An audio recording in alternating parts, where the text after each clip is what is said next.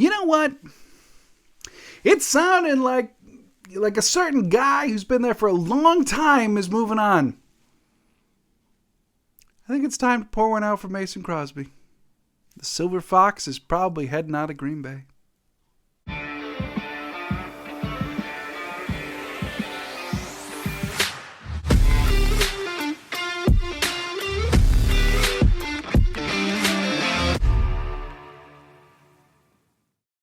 What's up, everybody? Welcome to another episode of Lombardi Time Brews, where I'm your host, John Delray.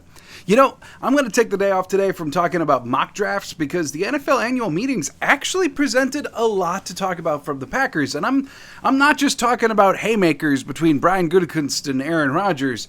I'm talking about like actual news about people who are actually going to be on the roster next year, including updates about the secondary, what we can assume that means for like Eric Stokes' health, Mason Crosby, news about needing a vet wide receiver. Like, there's lots to talk about. So I am going to go through all of that today, as well as towards the end, I will address what's been going on with the rumored trade compensation, as Charles Robinson from Yahoo Sports put out what he's heard, and it probably is the most tangible, structured trade that we've heard yet.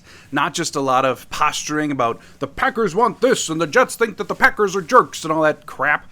That, like, an actual proposal that has been talked about. So, gonna get to that. Gonna get to the haymakers being thrown between the front office and the former franchise quarterback. So, if you want, though, if that's not for you, if you don't like all this Aaron Rodgers stuff because you're just done with it and you want to focus on the guys who are actually going to be on the team, then the first part of the video is for you. You know, before I dive in completely, hey, shout out to Larry McCarron. Yeah, The Rock, you know, being employed for the Packers, he has the unique opportunity to get the insider of the insiderist access, right? And it's been really neat over the last couple of days. He's done an interview with Brian Gutekunst, done an interview with Mark Murphy, and he addressed what everyone wanted to be addressed in those questions. And, you know, he as a team employee could have thrown up like 100% softballs. And instead, I thought he actually hit the topics everyone wanted to, just did so in a very professional way. So I encourage you to check out those videos from the Packers. Is there anything earth-shattering or enlightening in them? No. But it was refreshing to hear a Packers employee actually address the elephant in the room. Shout out Larry McCarron. One other thing, too, that it doesn't seem like it should be newsworthy, but for us, it kind of is. And that would be, there's video today on Instagram of Jordan Love and Aaron Jones working out together in what looks like just like a park. Like they just rolled on down the street and went to a park. But Aaron Jones running around, catching the ball from Jordan Love. Certainly a sign of the future. Doesn't feel like it should be newsworthy. Feels like this is the kind of thing that like these teammates should be doing in the offseason. But given how the last couple of years have went, it's refreshing. It's really nice to know that a Packers headline is associated with a player working out together as opposed to doing something by themselves on some island and something that's illegal in a bunch of countries. So, moving on from that, let's talk about the actual topics that did arise from the NFL annual meetings. One, Matt LaFleur reiterated that the Packers are going to be looking for a veteran wide receiver.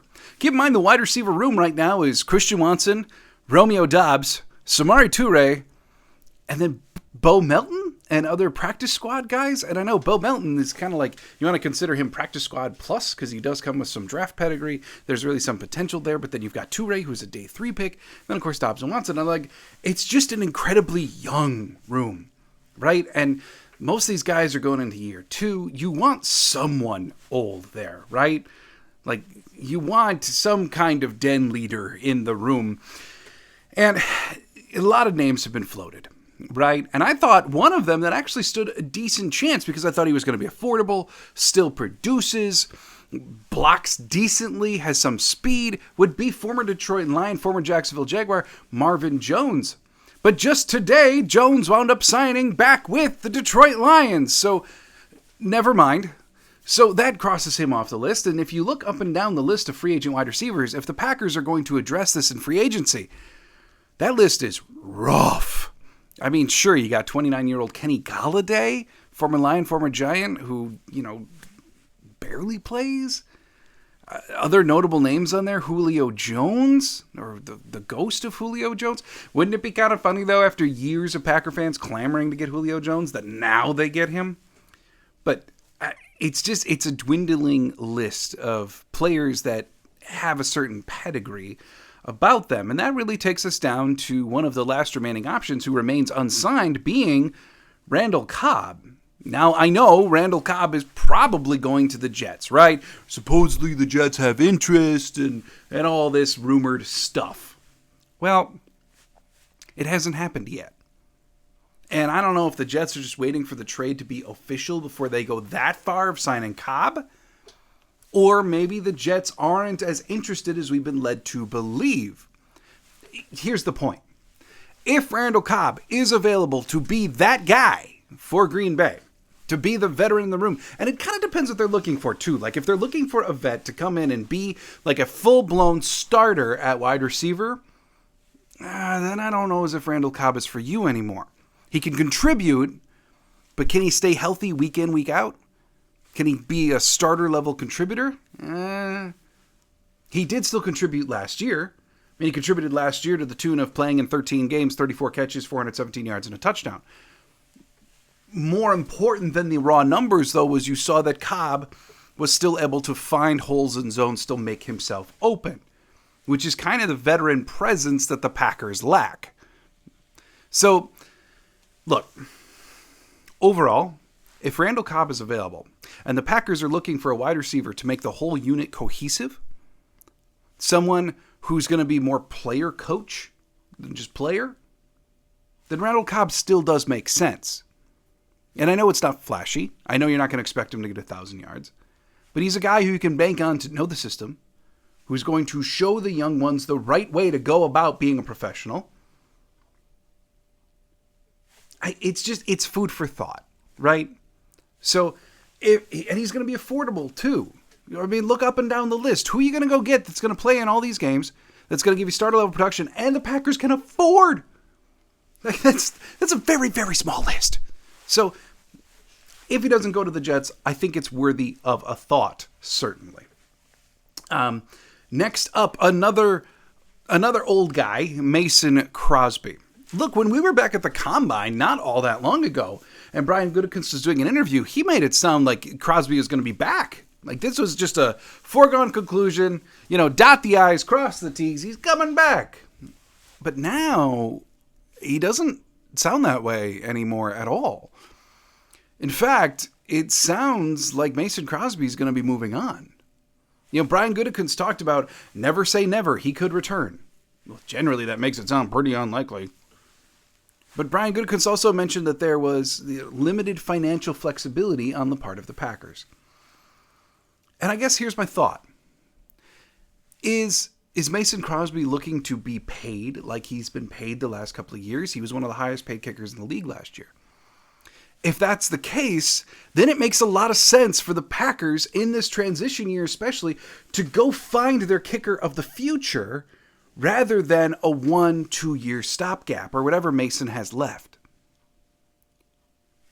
If Mason's willing to play something closer to the minimum, I mean, I guess you evaluate it, but my big thing here is, and I even mentioned this on Monday, I said, it sounded like a foregone conclusion at the Combine. Why hasn't he been signed yet? Well, now we know. The easy answer was always financials. But why is Brian Gutekunst at the Combine so forward? I mean, he must have really thought that they were going to get this worked out. Now maybe they've talked more, exchanged more numbers. Maybe Mason is just not wanting to return anymore because of how some of the Rodgers stuff has gone. Who knows? And maybe that's going to be the case for Randall Cobb too. Maybe he doesn't want to come back to Green Bay. Maybe.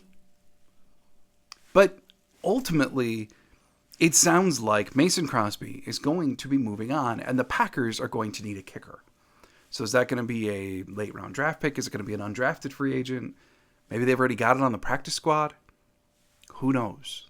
But it certainly sounds from Brian Gutekunst like Mason Crosby's time in Green Bay is done. And look, I know Mason Crosby doesn't have the leg strength that he once did.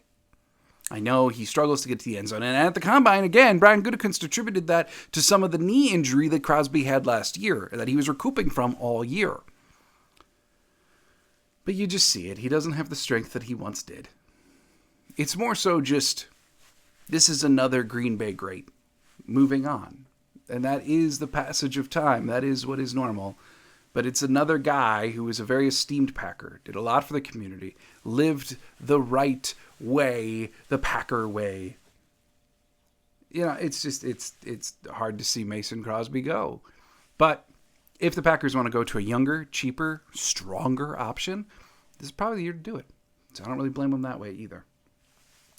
Next up, on a purely aesthetic note, the NFL, the owners committee, the people who make these rules decided collectively to allow the number 0 to be displayed on a jersey again. Unfortunately, the Packers don't have any player with the last name Otto, like the old Raider great, but you know, I do think that there are some players who are going to have fun with the jersey number 0. I know purists hate this garbage, but come on, that's pretty cool. Like to have 0 on a Packer jersey? Come on. Like that's kind of neat. And immediately after that was announced, Keyshawn Nixon, of all people, retweeted that with like the eye emoji, obviously expressing that he was interested in the idea of being 0. And here's what's kind of neat. Couldn't you just picture Keyshawn Nixon playing corner, all-pro returner, with an offensive package? 0, doing it all.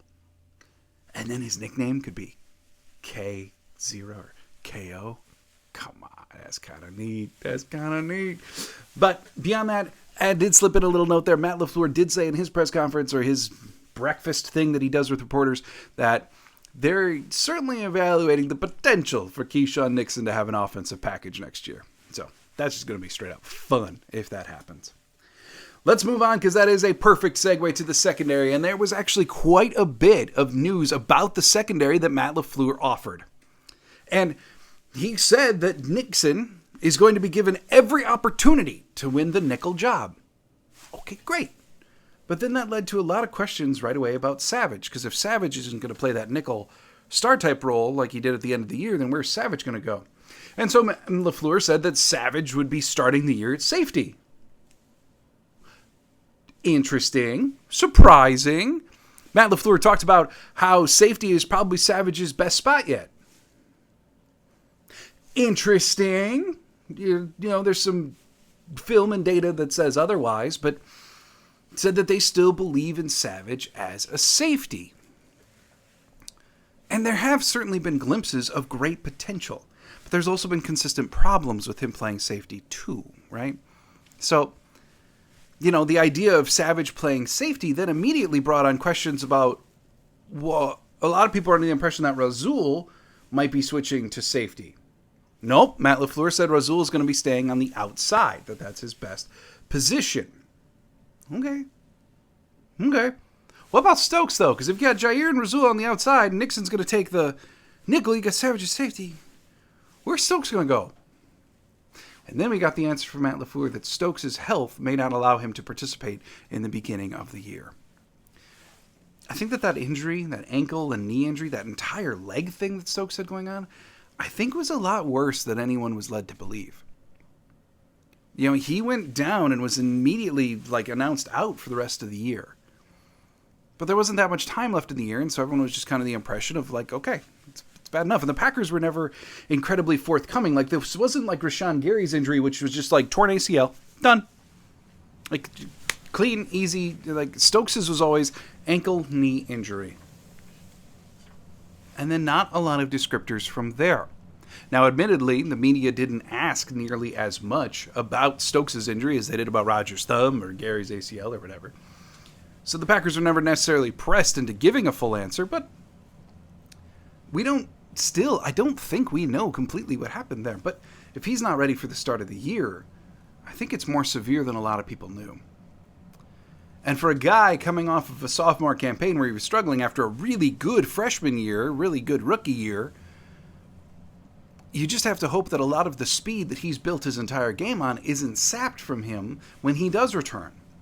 You have to hope that he also returns to form. So that was definitely some news. So really, to start the year, what you're looking at for a starting secondary is probably going to be Jair on one side, Douglas on the other, Nixon in the nickel, and then at safety, Savage, and more than likely, Rudy Ford. maybe more if he can sneak into the starting spot over Ford. And then really from there, when Stokes returns, then I think it's all bets are off. If Stokes returns, they want to give Stokes the outside job. Or if there's a top-tier rookie, like in my mock draft on Monday, I took Devin Witherspoon if he was available at 15. If you're able to bring in like a blue-chip rookie, how does that throw all of this out of whack? And I do think, like a lot of people do, that Rasul Douglas switching to safety is still a possibility. I think his style of play does lend itself to safety. Certainly a lot more naturally than it ever did to the nickel position. I still don't know what they were thinking there. And I did see a comment on Monday when I mentioned Rasul switching to safety regarding Rasul's ineptness at tackling. And so I did want to look that up. And I kind of had a feeling that this was going to be the case. Rasul last year had his second lowest missed tackle rate of his career at 9.9%. Now that also came with a career high of tackles of 65. He also logged a career high 32 stops, which, as we know, a stop is defined as kind of like stopping a play before it should for the offense. Anyway, it's a tackle that dictates a failure for the offense. And 32 from his position is quite a high number. Now, that 9.9% tackle rate is within a point of Jair's and within a point and a half of Amos's norm. And Amos, besides this last year, is considered pretty sure tackler. I think Rasul partially gets the rap of being an inconsistent tackler. One, because like what I just said, it's relatively inconsistent. But two, sometimes when he misses, it's because he's over-aggressive, and it's a big miss. It's not just like he gets pushed off. It's a miss. And of course, if that could get cleaned up, then part of this reputation, part of the tendencies of his on the field dissipate. So I do think his play style still lends itself to safety, and I do think his reputation is probably a little worse than in actuality what occurs. But, I mean, it is something to be aware of. So, moving on from the secondary, let's talk Aaron, Charles, Rodgers, and Brian something Gutekunst.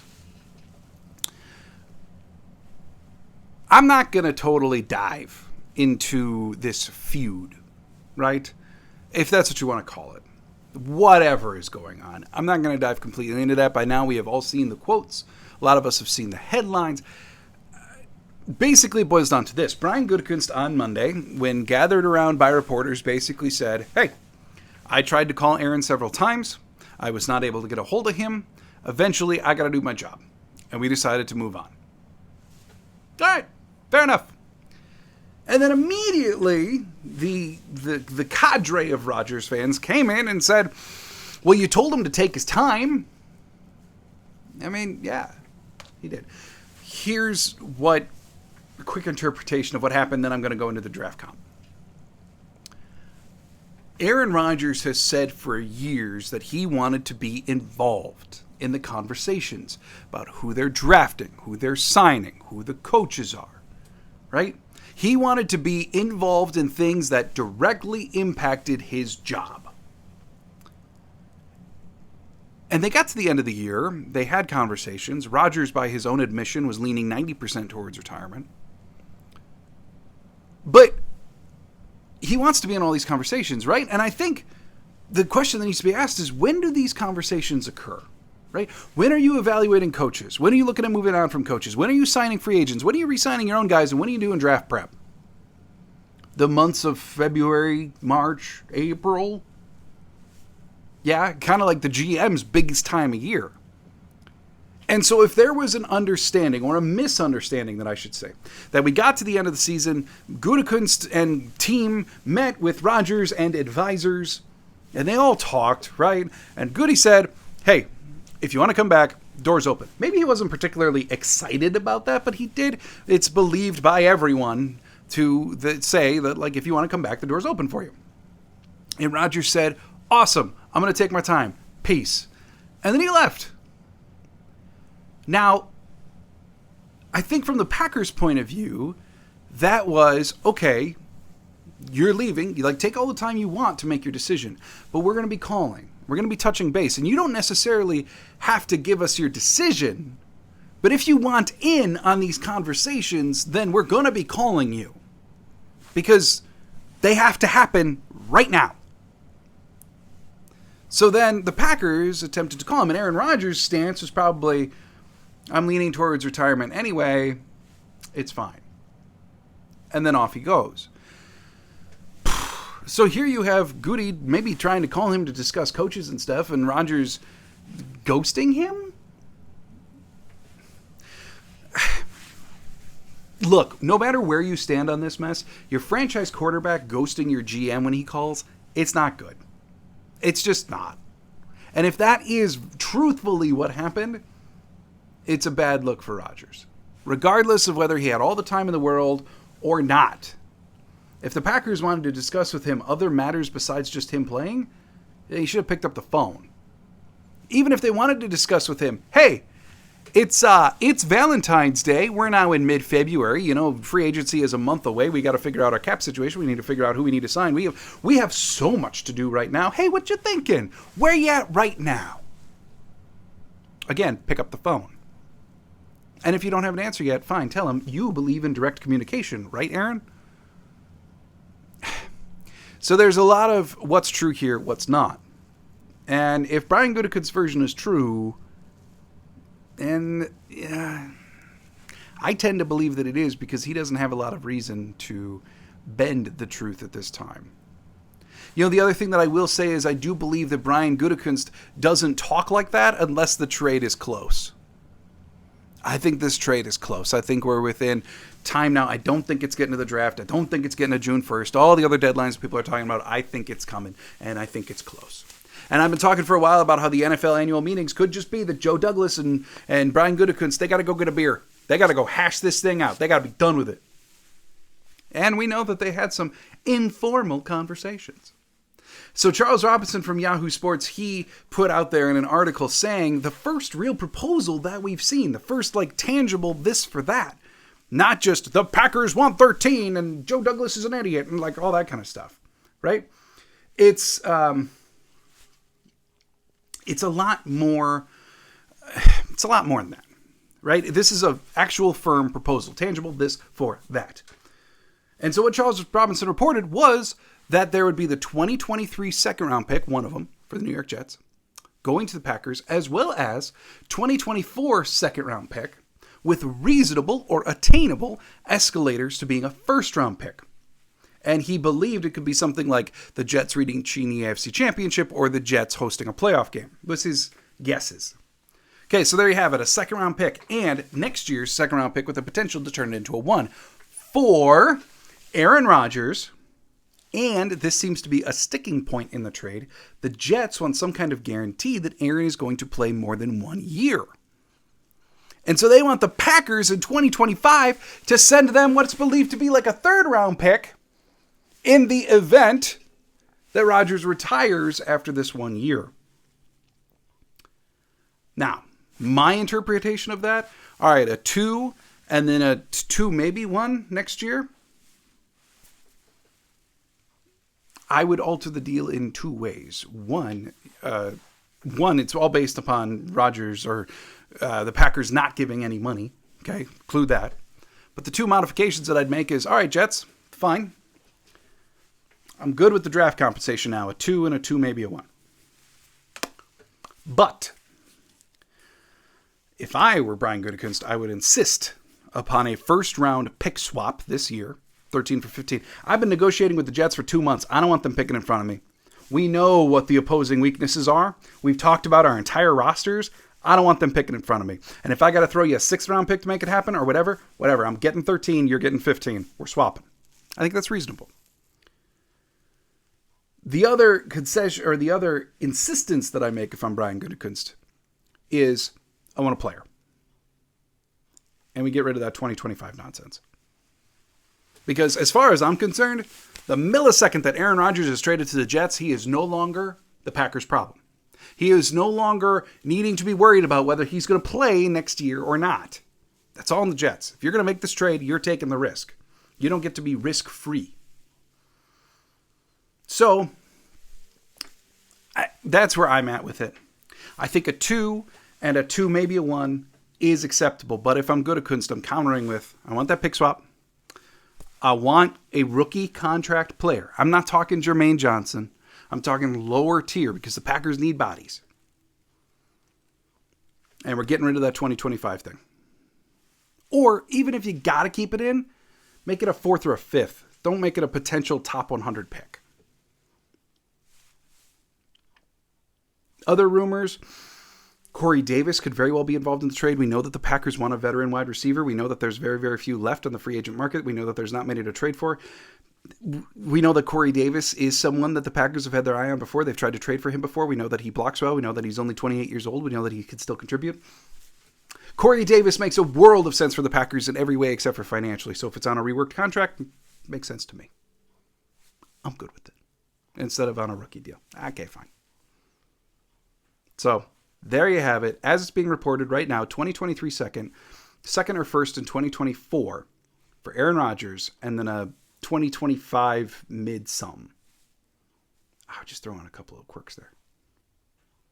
So there you have it. That catches you up on everything from the NFL annual meetings from the Green Bay Packers. Hope you had an absolutely wonderful Wednesday. I'll be back on Friday unless there's different news to talk about. I'll probably be doing a mock draft on Friday, this time from PFN's mock draft simulator, not PFF's.